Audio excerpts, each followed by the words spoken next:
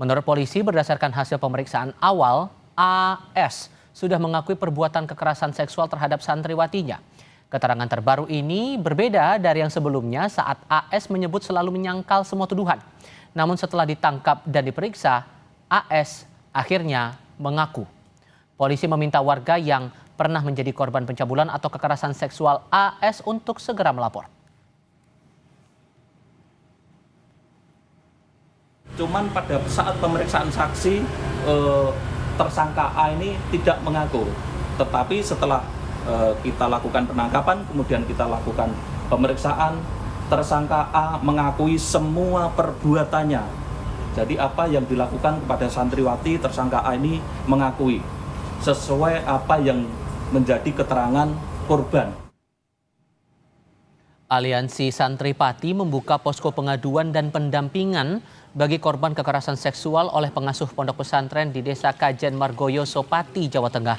Selain memberi pendampingan psikologis, posko juga menyiapkan 20 pengacara untuk memberi bantuan hukum kepada korban. Hingga kini sudah ada 2 korban yang melapor, sementara 4 korban lain masih dalam tahap pendekatan agar berani mengungkap kekerasan seksual yang dialaminya selama berada di pondok pesantren.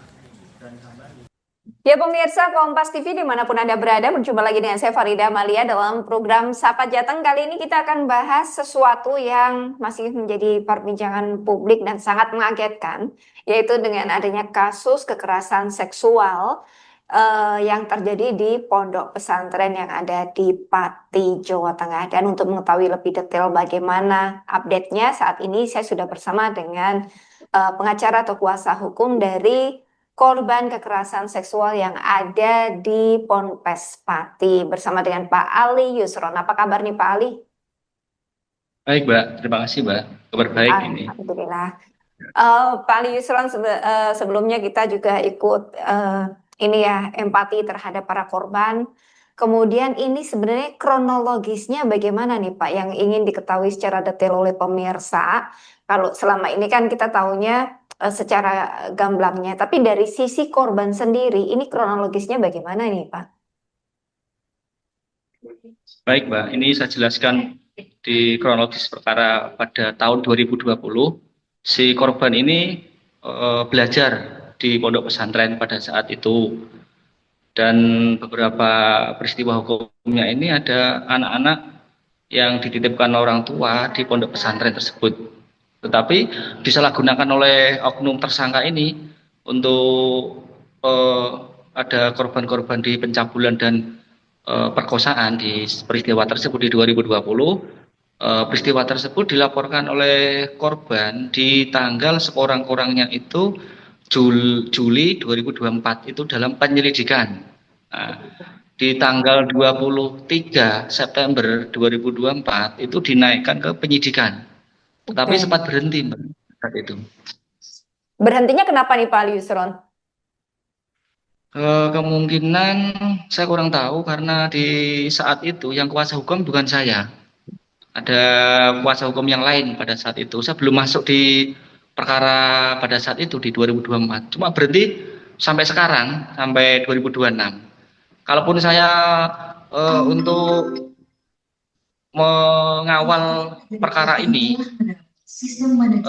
sebetulnya di 4 bulan yang lalu di 2024. 2024. Oke. 2024 dan dari korban yang menyampaikan ke Pak Ali Yusron ini sudah berapa banyak Pak? Sementara yang saya pegang ini 1. Tapi dalam berkas perkara itu ada 5 pada saat itu. Dan menurut keterangan dari korban yang lapor itu 8. Nah, gitu. 8. Mungkin yang lainnya korban mungkin ada yang merasa takut nanti tersebar atau takut privasinya terbongkar atau bagaimana, atau mungkin dari korban ini ada hal-hal yang ingin disampaikan tapi takut melapor seperti itu atau enggak Pak Ali Yusron? Betul sekali, karena ini kan korban di pencabulan dan perkosaan ini kan secara biologis, secara secara kerahasiaannya dia kan jangan sampai terbongkar. Maka mereka takut untuk menceritakan kepada orang tua. Apalagi di saat peristiwa itu kan banyak yang orang tidak punya anak yatim dan anak yatim piatu sih sebetulnya di sana, Mbak. Gitu. Ini awal mulanya kok bisa terbongkar itu gimana Pak Ali Yusron? Sementara korban sendiri kan banyak juga yang malu ya untuk menceritakan hal ini terhadap orang terdekat, apalagi dengan orang tua, hingga akhirnya korban ini juga berani speak up melalui ini. Bagaimana ceritanya Pak Ali Yusron? Baik, si inisial V ini, yang korban ini kan bercerita di pondok pesantren. Di saat bergilir digilir, di saat tersangka ini menggilir satu persatu, ada beberapa korban yang sudah bercerita pada saat 2024 itu 20 korban bercerita di kamar. Kamu diapakan Pak Yai tersebut? Disuruh buka pakaian dan memijit, ada penyakit di tubuhnya si korban, harus dibuka pakaiannya satu-satu. Dan kalaupun dia tidak mau mengikuti keinginan dari korban, dari tersangka ini, korban akan dipukul. Beberapa teman-temannya itu bercerita satu-satu, yang dari Jepara, yang dari Lasem itu bercerita. Keinginan korban dia melaporkan kepada orang tua si V ini beberapa kejadian tersebut dan menceritakan kepada ketua yayasan pada saat itu. Tetapi ketua yayasannya tersebut itu tidak merespon, lalu berlapor. Setelah melapor di polisi, ada 5 ini, maka diintimidasi oleh tersangka ini, didatangi ke rumahnya, ada surat pemanggilan. Oh, jangan sampai didatangi, kalau Anda datangi nanti tuntut balik. Nah, itu loh. Itu modus operandinya. Sebetulnya pada peristiwa itu adalah meyakinkan kepada korban untuk mentaati dan patuh kepada guru. Kan ada jamaah-jamaah yang banyak di situ untuk torikot namanya, Mbak. Karena harus patuh kepada guru, apa keinginan guru, karena guru ini adalah kalau di torikot itu ketika guru itu berbicara harus dipatuhi. Dan ini perlu dicatat juga sih Mbak, ada beberapa anak asuhnya itu diangkat anak. Ada anak yang di dalam pondok, kan ada di luar, di dalam. Nah, peristiwa ini berulang-ulang di tempat yang berbeda dengan orang yang berbeda-beda, gitu Mbak. Oke, Pak Ali Yusron, yang mau kita tanyakan adalah hingga saat ini sejauh mana proses ini sudah bergulir di kepolisian, meskipun tadi juga sudah ada ancaman ya sebelum sebelum melaporkan ke kepolisian, ada semacam intimidasi dari tersangka. Yang dijawab dulu, usai yang satu ini kami akan segera kembali.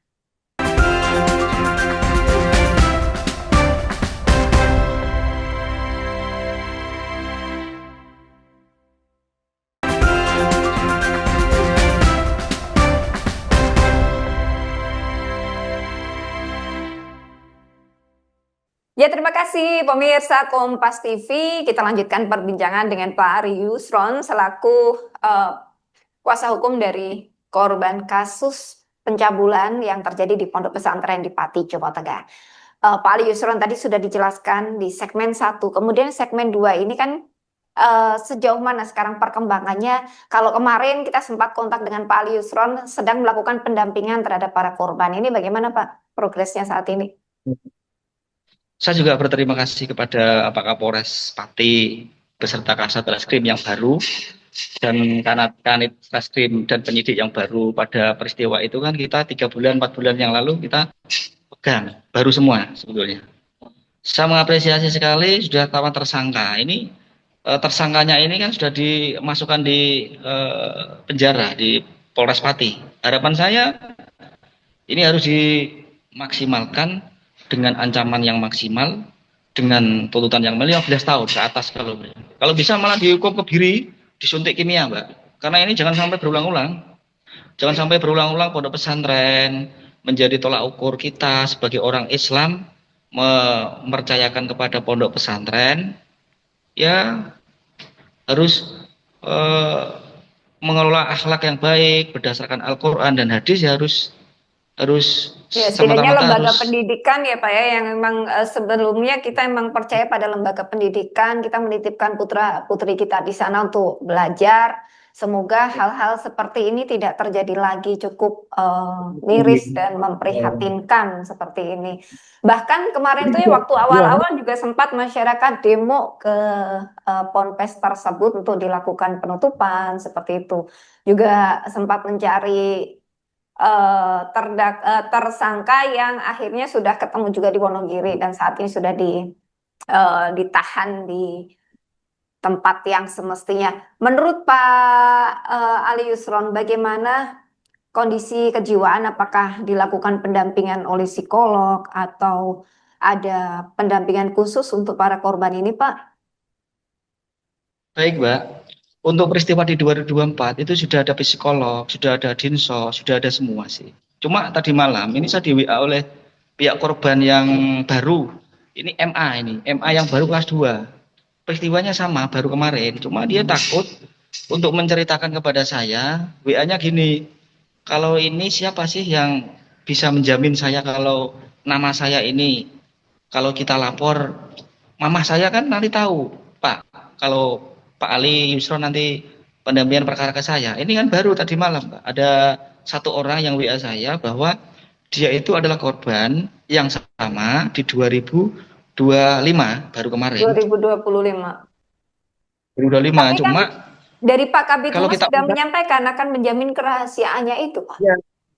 saya selaku kuasa hukum dan tidak saya pungut biaya dan saya akan bersumpah untuk menjamin kerahasiaannya si korban ini tadi malam yang WA saya ini baru kita dekati karena anak-anak ini kan gini, Mbak. Takutnya kan mamanya bapaknya tahu nanti biar diekspos masa depannya dia takut aibnya karena perempuan apalagi dia itu kebanyakan orang tidak punya secara materi, secara pokoknya kasihan lah, Mbak. Kayak gitu karena gratis di sana, Mbak. Kebanyakan gratis. Tuh. Oke, menurut Pak Ali Yusron dengan adanya seperti ini ada perkiraan korban yang melapor bertambah atau sudah stagnan di korban ini aja nih, Pak Ali Yusron? Kalau menurut saya, kalau mereka bisa speak up, berani, banyak, Mbak. Kalau di 2024 aja sudah 20, 30 sampai 50. 2024 Sampai sekarang kan secara terorganisir oknum tersebut tersangka ini kan tetap operandinya masih sama dong. Kalau berani melapor, pasti banyak, Mbak. Pasti saja, saya yakin masih banyak dia. Karena modus operandinya kan berulang-ulang. Tidak cukup di 2024. Kan di 2024 sampai sekarang kan modusnya sama. Menemani tidur, harus patuh. Dia ada jamaah-jamaah dari luar, jamaah-jamaah pesantren dari dalam. Dan ini perlu dicatat. Yang diambil itu yang cantik loh, Mbak. Tidak yang jelek loh. Yang saya cross-check sama tim saya, ini kan ada tim pengacara 2 sebenarnya ini. Yang di cross-check kan teman saya ini juga. Yang diambil yang cantik, yang di Jepara juga iya, itu yang di Rembang iya, kasihan saya itu. Ini ada yang di luar Jawa juga, yang di Kalimantan, inisial C dan Y. Cuma kan dia sudah keluarga untuk melaporkan kembali, ini dia tidak usah lah, karena sudah keluarga untuk menutup aib. Nanti suami saya tahu gimana. Gitu. Ya, harapan saya gini, Mbak. Iya. Gimana Pak Ali Yusron? Harapan saya gini. Ini kan beberapa terkait dengan peristiwa ini. Ini di Jepara sudah terungkap. Ini di beberapa wilayah terungkap. Jangan sampai takut perempuan jika ada pelecehan seksual, pokoknya jangan takut melapor. Nah, saya mendorong penuh kebijakan pemerintah, saya mendukung di Kemenak atau di Menkumham harus ada verifikasi untuk izin baru. Dan seandainya sudah izin baru sudah ada seperti ini harus ada di nomor telepon, Mbak. Nomor telepon yang online yang bisa dihubungi di beberapa dinas atau kementerian terkait. Itu harapan saya, Mbak. Pak Ali Yusron, apakah ada kemungkinan speak up, tidak berani menyampaikan ini karena ada dugaan ada intimidasi semacam itu, Pak? Jangan dijawab dulu, usai yang satu ini kami akan segera kembali.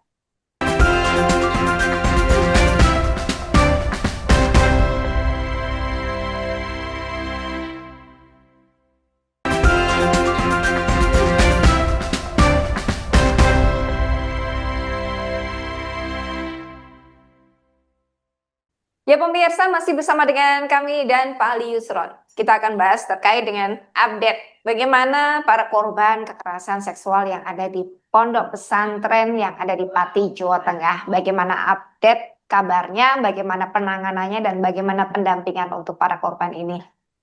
Pak Ali Yusron, ini kan informasi yang beredar. Ini sebenarnya korbannya ada banyak, tidak hanya satu atau tidak hanya 5. Namun ini kan pada nggak berani bicara padanya atau tidak berani melapor. Seperti yang tadi disampaikan Pak Ali Yusron di awal, bahwa mungkin mereka juga takut ini nanti tersebar aibnya, kemudian tersebar identitasnya. Apakah ada dugaan adanya tanda kutip intimidasi terhadap para korban dari tersangka seperti itu Pak? Bahkan informasinya juga sempat kuasa hukum ada iming-iming juga dari tersangka. Ini benar atau enggak nih Pak Ali Yusron? Baik Mbak, terima kasih. Itu sangat dibenarkan sekali. Saya pelaku di kuasa hukum ini juga ada intimidasi sebetulnya, ada tawaran. Si tersangka ini menawarkan kepada saya dengan orang lain bahwa tersangka ini di dalam mobil pada saat itu ada 2 orang yang menawarkan kepada saya di 300 juta. Tetapi saya tolak. Itu Ketika untuk ada apa Pak? Untuk silent gitu maksudnya? ya di saat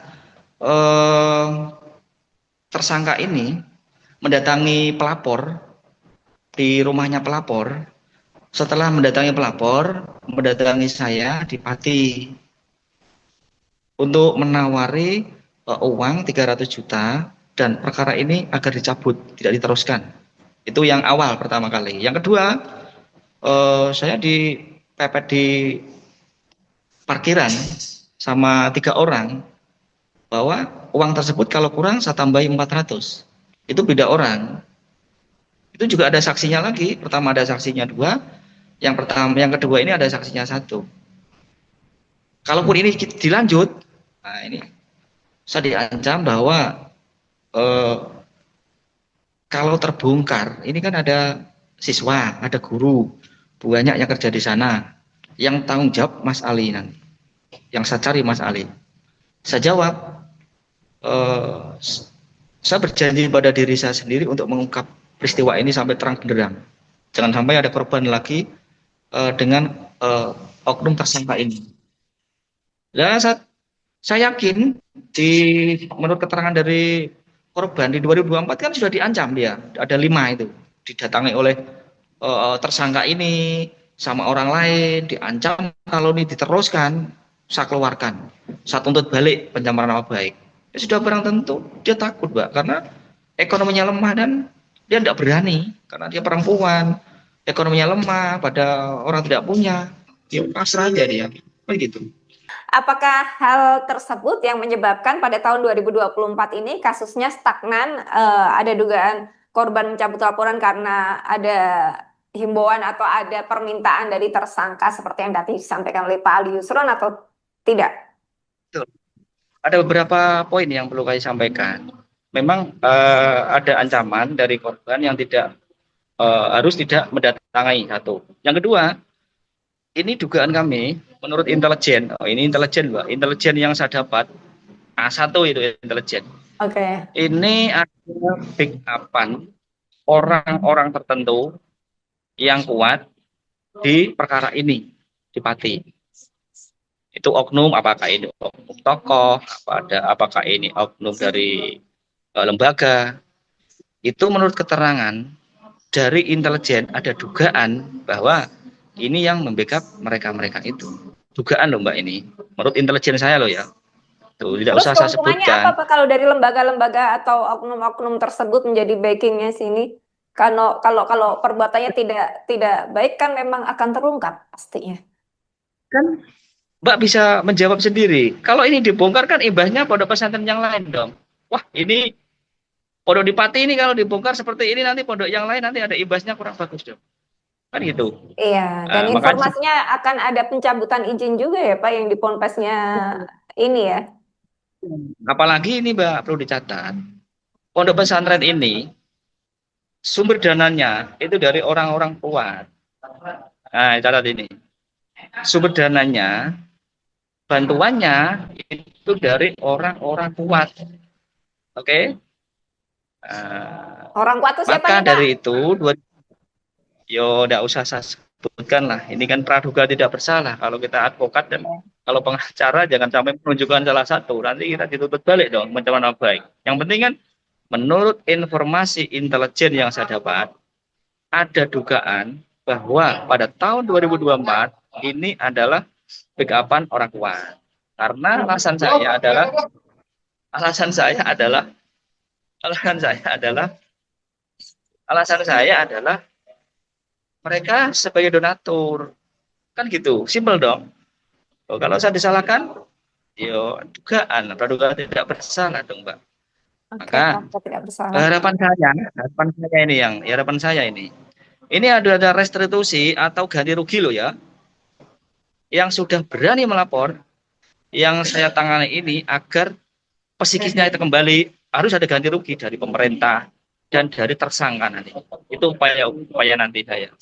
Oke, Pak Ali Yusron, harapan dari para korban yang disampaikan ke Pak Ali Yusron terkait dengan kasus ini bagaimana nih, Pak? Harapannya harus dituntut, harus diputus setinggi-tingginya, karena dia takut kalau dia keluar lagi, dia mengancam, dan malahan nanti kalau tidak ada efek jera, nanti membahayakan bagi korban. Saya mohon kepada Pak Hakim dan Pak Jaksa nanti, JPU-nya nanti kan yang bersidang ini kan JPU terus dong, Mbak. Kalau saya kan nanti kalau dihadirkan saksi, saya baru mendampingi. Mohon kepada Pak Jaksa bahwa perkara ini harus serius. Saya terima kasih kepada Komisi 3 dan Ibu Puan yang sudah mengawal perkara ini. Dan jenengan juga, Mbak, selaku semuanya yang bisa teman-teman saya di media. Oke. Putusan maksimal. Karena apa? Harus wajib disuntik kebiri kimia. Kalau saya ini loh ya, kalau dihukum seumur hidup. Ini kan sudah ada 4 yang sudah lapor, ya harus diproses yang 4 tadi. Biar perkara ini biar terang benderang dan hukuman seumur hidup. Biar tidak ada korban lagi untuk efek jerah yang lain. Kan gitu. Biar korban-korban ini tidak takut. Kita berharap peristiwa seperti ini tidak terulang lagi dan tersangka mendapatkan hukuman yang setimpal sesuai dengan undang-undang yang ada. Matur suwun Pak Ali Yusron, semoga informasi yang Pak Ali Yusron sampaikan ini bisa segera ditindaklanjuti dan menjadi pembelajaran buat kita semua. Saya Farida Amalia pamit undur diri, Kompas TV independen terpercaya.